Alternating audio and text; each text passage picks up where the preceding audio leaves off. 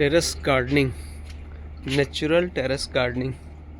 तो मैं थोड़ा सा फिर से रिफ्रेश करता हूँ, क्योंकि जो है हमेशा जब हम नेचुरल की बात करते हैं तो ऑर्गेनिक जो है ऑटोमेटिकली उसको ध्यान में रखते हुए ही हम बात करते हैं। तो फूड वाइज देखो, आप उसमें केमिकल नहीं डाल रहे हो तो गुड है, राइट?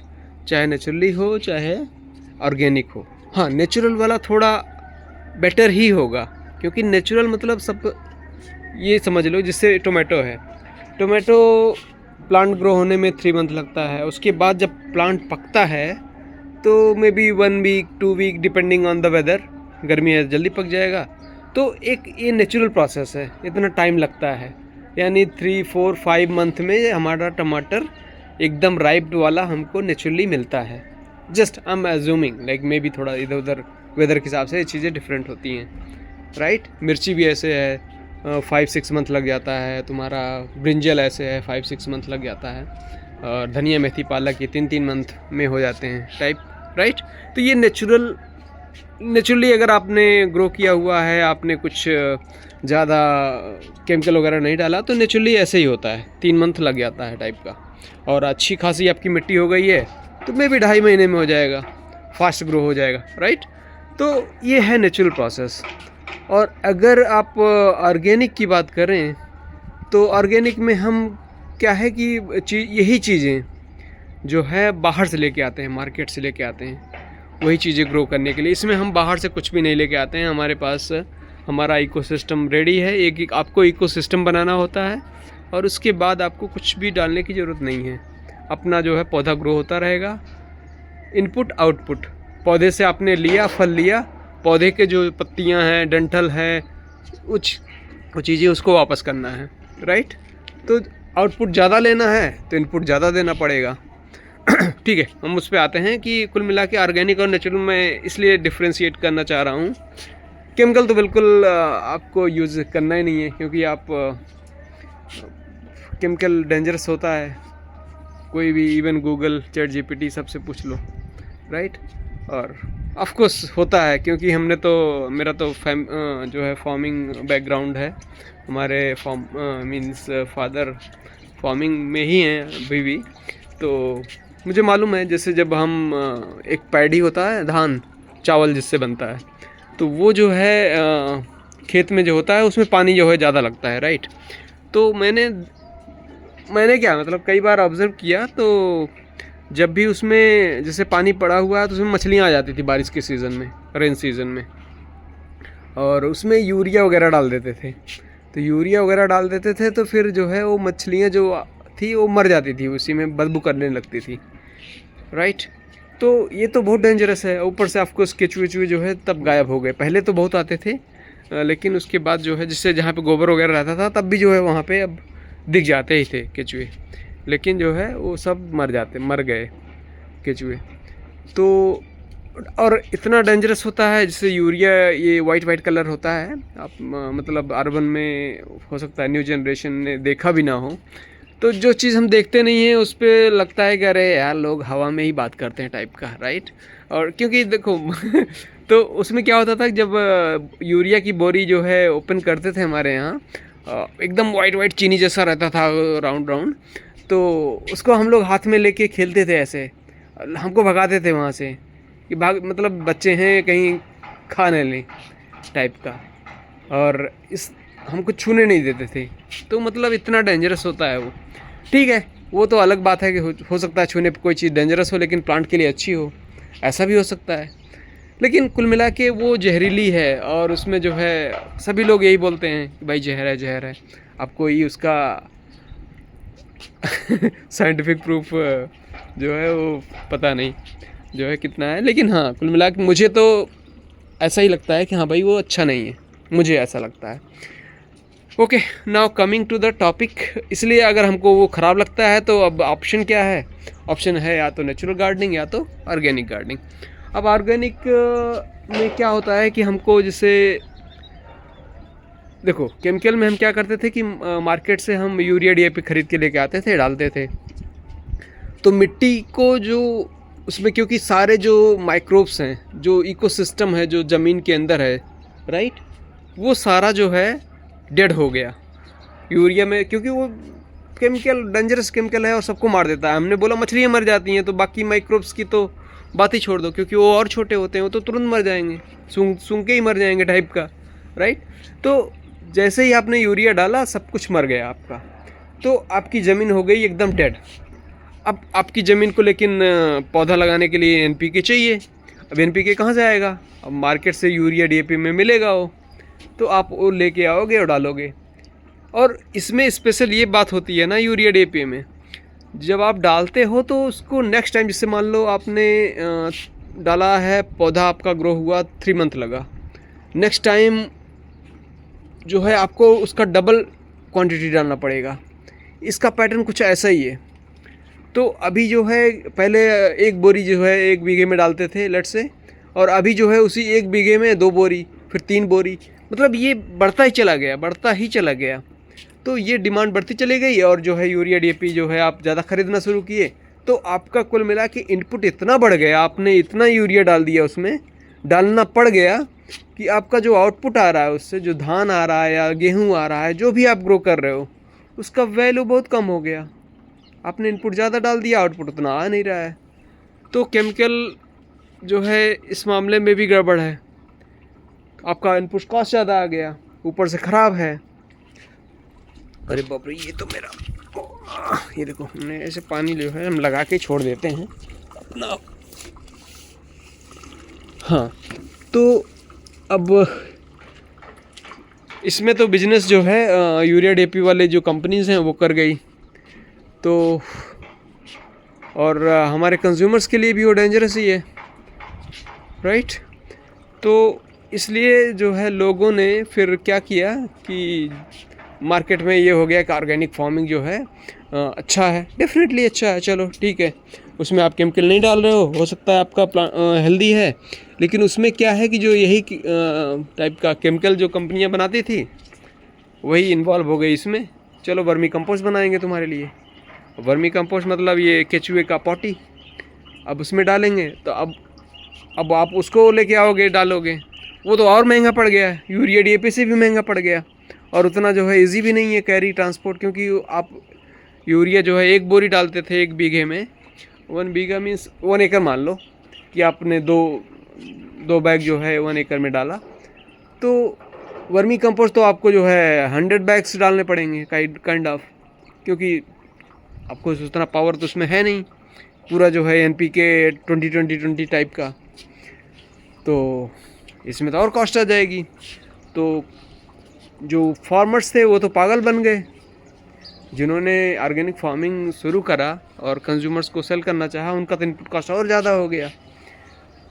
तो इसलिए आई थिंक आपने शायद सुना भी होगा, श्रीलंका में भी कुछ ऐसा ही प्रॉब्लम हुआ था, ऑर्गेनिक फार्मिंग फेल कर गया, ऑफ कोर्स कर ही जाएगा।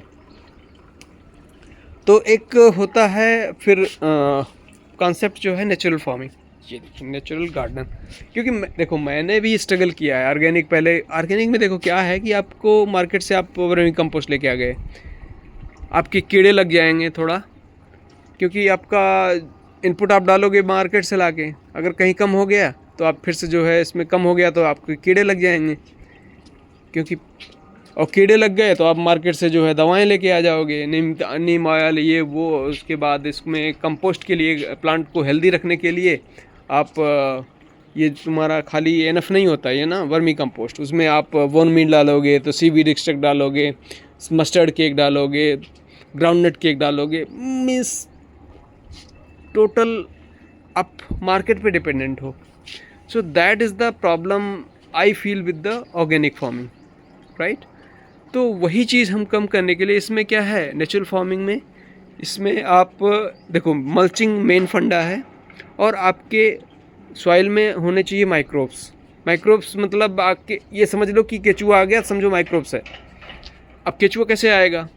अब केचुआ आएगा तुम्हारा पहले, क्योंकि आपने मिट्टी मार्केट से लेके आया, अब उसमें केचुआ था नहीं, तो आपको उसमें जनरेट करना पड़ेगा केचुआ। अब कैसे जनरेट होगा? एक कल्चर जो है बनाना पड़ेगा आपको, एक जीवामृत है चाहे गौक्षामृतम है, आपको इसमें से कोई भी कल्चर आप मार्केट में किसी आपके आसपास में कोई ना कोई होगा गार्डनिंग करने वाला, तो शायद मिल जाएगा डेफिनेटली।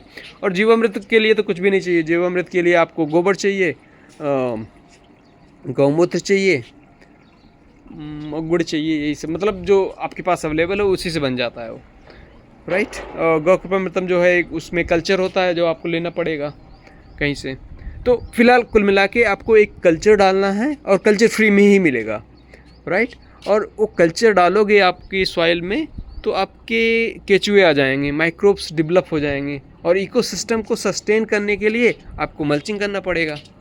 ये देखो ऐसा पूरा जितना भी जो प्लांट का डेड मटेरियल है, इसमें जो भी आप हार्वेस्ट ले रहे हो उसके अलावा कोई भी चीज़ यहाँ से बाहर नहीं जानी चाहिए, डस्टबिन में नहीं जानी चाहिए, कूड़े वाले को नहीं देना है, कुछ भी नहीं देना है, कुछ भी नहीं देना है, एक्सेप्ट आप यहाँ से हार्वेस्ट ही लेके जाओगे बस। आप ब्रिंजल तोड़ो लेके जाओ, टोमेटो तोड़ो लेके जाओ, लेकिन बाकी जो चीज़ें हैं, इसका स्टेम, इसका लीफ, सब कुछ इसको वापस करो। That is the concept, simple, right. यहाँ पे आपने इसको वापस दे दिया और इसमें माइक्रोब्स हैं, केचुआ इसको धीरे धीरे खाता रहेगा, धीरे धीरे खाद बनाता रहेगा। हर पौधे को तुरंत सब कुछ चाहिए भी नहीं होता है, राइट, वो धीरे धीरे ही चाहिए होता है। तो माइक्रोब्स जो है अपना धीरे धीरे काम करते हैं। हाँ, अब अभी देखो मेरा पूरा नेचुरल गार्डनिंग है, मैं इसमें कुछ भी बाहर से तो नहीं ला रहा हूँ, लेकिन पौधे देखो इसमें कितना ग्रीन है। अभी ग्रीन के लिए पता नहीं वो क्या यार बोलते हैं, कौन सा नमक है, इप्सम सॉल्ट, हाँ इप्सम सॉल्ट मारोगे ये हो जाएगा। और H2O2 hydrogen peroxide, oxygen free करने के लिए प्लांट मतलब सॉइल से, मतलब ये सारे फंडे जो होते हैं जो आपको कास्टिक सोडा और ये नीम ऑयल, मतलब ये बहुत सारी चीज़ें इन्वॉल्व होती हैं जब आप ऑर्गेनिक फार्मिंग की बात करते हो, कर रहे होते हो। अब इसमें हमने बोला कि जैसे आपने ये कर लिया, कल्चर डेवलप कर लिया, माइक्रोब्स आ गए, केचुए आ गए, वो धीरे धीरे अपना पॉटी करते रहेंगे। वर्मी कंपोस्ट का आपका फैक्ट्री बन गया ये, आपको वर्मी कंपोस्ट मार्केट से लाना ही नहीं है, राइट। तो एज सिंपल सोल्यूशन, राइट। मैंने कुछ भी नहीं किया, कुछ भी नहीं कर रहा हूँ, और मेरे प्लांट अभी देखो एकदम हेल्दी हैं, एकदम देखो एकदम हेल्दी हैं। इसमें पूरा एकदम ग्रीन, मतलब एक टाइम होता है कि पता लग जाता है, देख के प्लांट लग जाता है कि उसमें कितना जो है क्या चीज़ की डिफिशियंसी है। देखो प्रॉब्लम्स होंगी शुरू में जो है, अभी मेरे उसमें बहुत ज़्यादा अच्छा खासा नेचुरल फार्मिंग नहीं है, ये अभी का मल्चिंग है।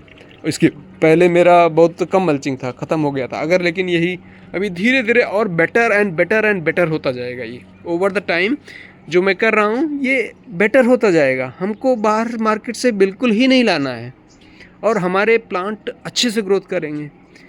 कुल मिला के देखो, एक होता है कार्बन नाइट्रोजन रेशियो, बोलते हैं कि 1% से ज़्यादा हो गया तो आपकी मिट्टी में सब कुछ एकदम मिल जाएगा पौधों को, और फटाफट पौधे ग्रो होंगे, राइट। और इन जनरल जो है, जो आजकल खेतों में होता है ना, CN रेशियो, वो 0.3 ऐसे बोलते हैं, 0.2 तक चला गया है। तो उसमें जो है आपको पौधा जो है जल्दी ग्रो नहीं होता है। आप मार्केट से लेके आप डालते हो NPK, तब जो है कुछ काम होता है। तो कुल मिला के इसमें कोई भी डिपेंडेंसी नहीं है। एक बार आपने सेटअप कर दिया, ओवर द टाइम ये आपका अच्छा और अच्छा होता चला जाएगा। और हाँ, सबसे बड़ी बात, जो आप कभी कभी देखते हो कि जो मार्केट से लेके आते हो उसमें टेस्ट भी नहीं होता है। तो बोलने वाले ये बोलते हैं कि जब आपका इसका कार्बन जो अच्छा है, CN रेशियो उसका 1% से ज़्यादा हो गया या 1% भी हो गया, तो कुल मिला के जितना CN रेशियो अच्छा होगा, इसका जो है टेस्ट भी बढ़ता जाएगा। टेस्ट ऐसा नहीं है कि उसमें CN रेशियो आपने उससे मेंटेन कर लिया, जो है NPK डाल दिया, तो उसमें क्या है, पौधे में आप जल्दी ग्रो कर लेते हो। 3 महीने का टमाटर 1 महीने में ग्रो करके फटाफट, उसमें क्या न्यूट्रिशन आएगा, उसमें क्या वैल्यू आएगा और क्या टेस्ट आएगा? कुछ भी नहीं, पानी पानी ही होगा खाली उसमें, राइट। तो इसमें कुल मिला के आपको टेस्ट भी मिलेगा और कुछ करना है नहीं। तो यही है इसमें। This is very good for professionals like who is working professional, so because just like even मेरे केस में भी वही है। मैं आता हूँ इधर, थोड़ा ब्रश वगैरह किया, ब्रशिंग वगैरह किया, और वाटरिंग थोड़ा अगर कहीं ज़रूरत है तो डाल देता हूँ। और इसमें वाटरिंग वगैरह की भी उतना ज़रूरत नहीं है, जैसे आप ऑर्गेनिक फार्मिंग में करते हो, पूरा मिट्टी को क्लीन, नीट एंड क्लीन रखते हो, राइट, एकदम नेकेड। अब इसमें क्या है कि इवापोरेट हो जाता है वो वाटर। उसके बाद ऊपर से उसमें जो फंडेदार लोग हैं वो बोलते हैं कि भाई ये रोज़ को क्लीननेस बहुत पसंद है। अरे भाई कुछ भी नहीं, ये देखो ये रोज़ ही है, ये देखो यहाँ पे मल्चिंग है, ये देखो पूरा बंच में आता है। अभी देखो नया नया पत्ती आ रहा है। और ये देखो ये रोज़, ये टेरेस के ऊपर का हाल है। ये देखो हमारा क्यारी है, इसमें देखो देख रहे हैं कितना साइज़ जा रहा है। वो तो मैं प्रूनिंग करके छोटा कर दे रहा हूँ। तो आप टेंशन इस बात का बिल्कुल नहीं लेना है कि भाई ये कोई किसी पौधे को क्लीननेस पसंद है। ये तुम्हारा इकोसिस्टम उसको चाहिए, उसको क्लीन नहीं चाहिए। तुम्हारा वो घर का रूम नहीं है, राइट। तो इसको चाहिए एक इकोसिस्टम। हाँ, अगर तुमको ये अच्छा लग नहीं रहा है मल्चिंग, तो आप ज़्यादा से ज़्यादा इसमें क्या कर सकते हो कि इसमें लाइव मल्चिंग कर सकते हो। लाइव मल्चिंग मतलब धनिया मेथी पालक टाइप का ग्रो कर दो। फिर भी मैं कहूँगा कि आप इसको यूज़ ही करो। अगर नहीं पसंद है तो मे बी आप ऑर्गेनिक फार्मिंग करो, that is up to you. But the point is कि इसमें आपको वैल्यू भी मिलेगा, टाइम कम लगेगा, सस्टेनेबल है ये, राइट। इसमें बार बार वही चीज़ नहीं डालनी पड़ेगी। एक बार हम इसमें पानी डाल देते हैं तो इसमें मॉइस्चर, मैं एक हफ्ते बाद भी आऊँ तो हमारे प्लांट्स कोई भी नहीं मरेंगे, कोई भी नहीं मरेंगे, सस्टेन करते रहेंगे। हो सकता है थोड़ा सा स्ट्रेस में चले जाएं, लेकिन अगर ऑर्गेनिक वाला जो है आप नेकेड करके रखे हुए हो, उसकी तलंका लग जाएगी, मिट्टी एकदम टनाटन हो जाएगी। अब जैसे मान लो सपोज करो यहाँ पे देखो हमने धनिया लगाया, इसमें भी हमने हल्का फुल्का एकदम बारीक सा मल्चिंग कर रखा है। ऐसे में मोटा कर दोगे तो उगेगा ही नहीं, राइट। अभी तो उगाया नहीं है। तो ये है भैया, अगर सस्टेनेबल गार्डनिंग करना है तो ये करना पड़ेगा। नहीं तो आप ऑर्गेनिक गार्डनिंग करके, सीरियसली मैं बोल रहा हूँ, आप इतना पैसा खर्च करोगे कि आप सोचोगे कि यार बेटर है कि यार किसी स्टोर से ही ले लो। हाँ, लोग फ़न के लिए करते हैं, दैट इज़ फाइन। बट फ़न के लिए इतना भी क्या है कि भाई आप इतना इसको सस्टेनेबल बना दो कि आपको उसमें करना ही ना पड़े। आपका जो एनर्जी है, जो आपका जो टाइम है, वो किसी क्रिएटिव चीज़ में लगे। आप इसको गार्डन को अच्छे से डेकोरेट कैसे करो, उसमें आप टाइम लगाओ। नहीं तो आप बैठ के मेरी तरह, जैसे मैं ऑर्गेनिक गार्डनिंग करता था तो स्प्रे लेके घूमता रहता था, मारता रहता था कीड़ों को, फिर भी काम नहीं हुआ, फिर भी प्रोडक्शन नहीं मिला। तो आप अगर टाइम बच जाएगा तो वो टाइम को आप गार्डन को डेकोरेट करने में लगा सकते हो, यहाँ पे साफ़ सफाई करने के लिए लगा सकते हो, राइट। अब मेरे पास टाइम है, इसका मतलब मैं नहीं करता हूँ फ़िलहाल। हाँ, लेकिन आपके पास टाइम है तो आप कुछ ना कुछ कर सकते हो, राइट। आप अच्छे से इसको कुछ बढ़िया बना सकते हो आपका गार्डन। तो टाइम का तो वैल्यू है, और ऊपर से आप कहीं चले गए लंबा तो आपका सर्वाइवल भी तो है इसका। तो there are lot of advantage, right. और मेरा जो अभी वीडियो बनाने का इंटेंशन भी नहीं था, बट ये जो है इसको देख के लगा कि भाई शेयर करना चाहिए इसको। क्योंकि आप ऑर्गेनिक में देखोगे कि आप कोई भी गार्डनिंग करने वाला हो, या तो तुमको जो है वो ट्रेनिंग के लिए इनवाइट करेगा, या तो प्लांट बेचना शुरू करेगा। देखो प्लांट तो चलो ठीक है, आपको लेना है तो चाहे ऑर्गेनिक वाले से लो, चाहे कहीं से लो, जो है that is fine. But the point is कि वो ऑर्गेनिक वाले बहुत सारे मैंने देखा है कि आजकल तो ट्रेनिंग, चलो ठीक है, मान लो बोलते हैं कि हाँ हमारा तुम प्रोडक्ट ख़रीद लो, तो उसके बाद कुछ भी डाउट है तो पूछ लो टाइप का। भाई तुम फंस जा रहे हो, वो बिल्कुल नहीं करना है। हाँ, प्लांट आप ख़रीदो, कोई दिक्कत नहीं है, आपको प्लांट चाहिए लगाना है वो ले आओ। लेकिन हाँ, उसका प्रोडक्ट जो है ये सॉइल मिक्स है, उसमें सब कुछ है, उस टाइप वाला तो बिल्कुल नहीं, वो काम ही नहीं करेगा। काम आप कितनी बार करोगे भाई। एक बार आपने उसको डाला, हमारा टोमेटो निकला, 3 महीने में ख़त्म, फिर से डालना पड़ेगा, फिर से मंगाओगे, पागल बन जाओगे। नहीं करना है वो, दैट्स ऑल।